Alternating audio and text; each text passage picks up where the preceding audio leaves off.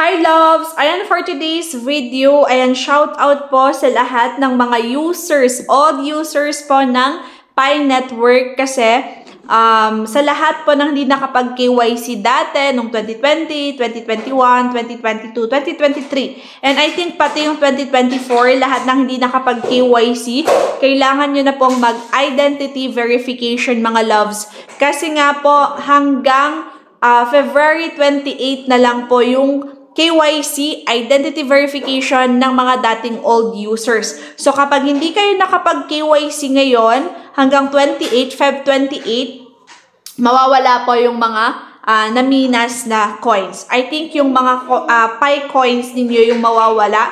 Hindi ko sure if mawawala lahat yon or percentage lang yung mawawala.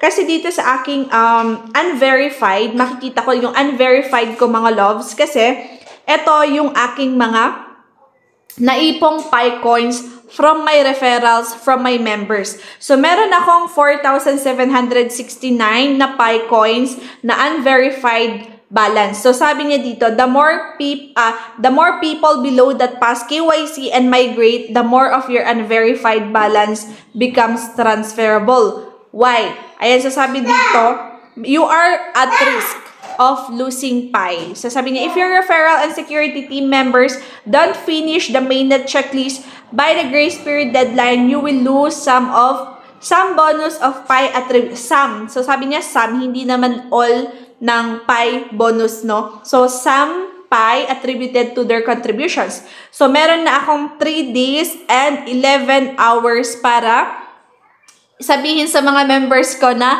mag-KYC na sila, mag-identity verification na sila. Kasi kapag hindi, sayang yung 4,000 plus Pi coins natin. Pero actually, na-ping ko na yung members ko. Pwede nyo i-ping yung members nyo. Ayan. So, ping members just in case na pwede pa sila, i-try nila. Ayan, team has been notified. Pero kapag hindi na kasi active yung mga ito, yung mga ginamit nilang FB, ayan, baka hindi na nila ma-receive yung ating mga ping or yung notification natin sa kanila.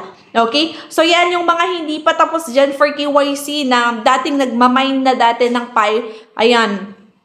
Mag-ano na kayo, mag-KYC na kayo. So, paano kayo mag-KYC? Punta kayo dito sa inyong 3 lines. Ayan, yung 3 lines. Click nyo yan. And click nyo yung mainnet. Click mainnet. And then click yung mainnet checklist. Kailangan yung i-click yung mainnet checklist. Lahat ng to dapat mag-green siya. Okay? So, dapat number 1, download nyo yung Pi Browser app. Mag-create kayo ng Pi Wallet. I-click nyo lang po ito at may instructions kapag click nyo yung Pi Wallet. Confirm your Pi Wallet. Confirm nyo lang. Commit to lockup configuration. Ayan yung lockup configuration mga loves.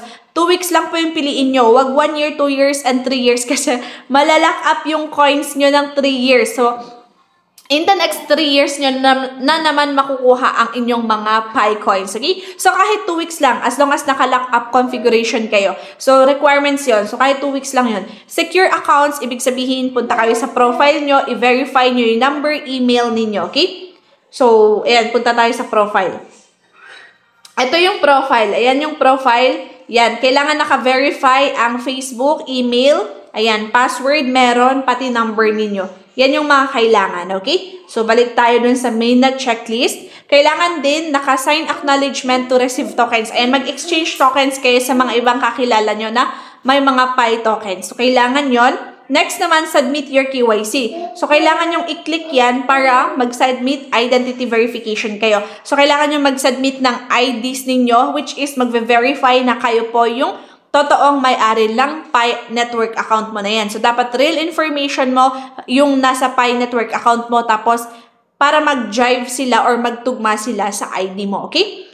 Tapos, i-wait nyo lang po yung KYC results, okay? After ma-approve ng KYC results ninyo, na-approve siya, magme-message si Pi Network. So, yung pinakalas, yung number 9, mga loves, no? Sabi niya, migrate to mainnet. So, kailangan ninyong antayin to. So, your transferable balance will be migrated into your wallet. Ayan, on mainnet blockchain. So, sa Pi browser na siya, mapupunta sa Pi browser na to, no? Pero bago yon, merong 14 days, no? After 14 days pa niya, isa-send yung transferable Pi coins mo dun sa Pi browser wallet ninyo. So, kapag, for example naman, pag nilock nyo lahat yon, ayan, kung kailan yung expiry date ng nilock nyo lahat ng coins nyo, dun din yung time na makukuha nyo yung Pi coins nyo. Kaya make sure 2 weeks lang yung ipag-ilock nyo ha. Wag naman 1 year and 3 years kasi mag-aantay kayo ng 3 years. Pero malay nyo, in the 3 years, diba? Super taas na ng value ng Pi coins. Ano, panalo pa rin kayo. Wala problema doon, diba? So, yan. Sa Pi nyo, guys, and yung Pi browser ko. So, ito yung Pi browser ko, mga loves. So, yung first na nilock up ko kasi na coins ko, ito siya. 2 weeks lang. Yung first lock up ko, 2 weeks. Actually, 2 weeks lang. So, after 2 weeks, na-receive ko. Ayan, ito siya. 100 lang yung nilock up ko. So, after 2 weeks, na-receive ko yung aking Pi coins sa aking available balance. Pero, hindi ko alam anong inisip ko at nilock ko yung 932 na Pi coins. So, nilock up ko siya ng 3 years. Pero, ma-unlock siya ngayong 2025, May 2025. Kaya i-update ko ulit kayo this May 21. May 21 ba yun? Check na natin. Check natin kung kailan ko siya makukuha. So, May 21 ko siya, I think yes, May 21, 2025 ko siya ma-unlock. So, wala pa akong balak ayan. So, May 21 nga. Wala pa akong balak if isa-sell ko ba siya or hold ko lang siya dito sa wallet ko. So, tsaka ko na pag-iisipan. Depende sa price ng Pi coins sa May. Diba? So, ganon. Kaya naka-lock up ako. Pero okay lang. Kung kailan siya nagkaroon ng value, malapit na for my unlocking yung aking Pi coins. And so, make sure guys, no, mag-KYC kayo kasi sayang po. Baka mag-start ulit kayo sa pinaka-bottom na naman na magmiminas ng Pi coins ninyo. Okay? So, yung iba naman, may nagque-question. So, asan na yung sinave ko dito? May nag-question kasi, paano daw yung kanyang Pi? So, i-search natin. Ayan, ito siya. So, yung ano niya, kompleto niya na yung KYC sa level 8. Pero sa number 9, hindi pa siya nag-green. So, ang sabi dito, migrate to mainnet. Congratulations, you have been added to the automatic migration. Pero may message dito si Pi. Your transferable balance will be migrated, ayan, into your mainnet blockchains. Pero after 2 weeks nga yun, yung 14 days yun, no? Pero, kapag nilock mo yung coins mo, kung ilang years mo siya nilock up, hindi din siya mapupunta doon, I think, sa available balance mo. Antayin mo kung ilang years mo nilock up yun. Hanggang sa ma-unlock yun, tsaka siya mag-transfer sa migrate Pi coins mo. Yes. Ayan, sabi niya kasi dito while lock portion will be transferable only after the expiration of your selected lockup.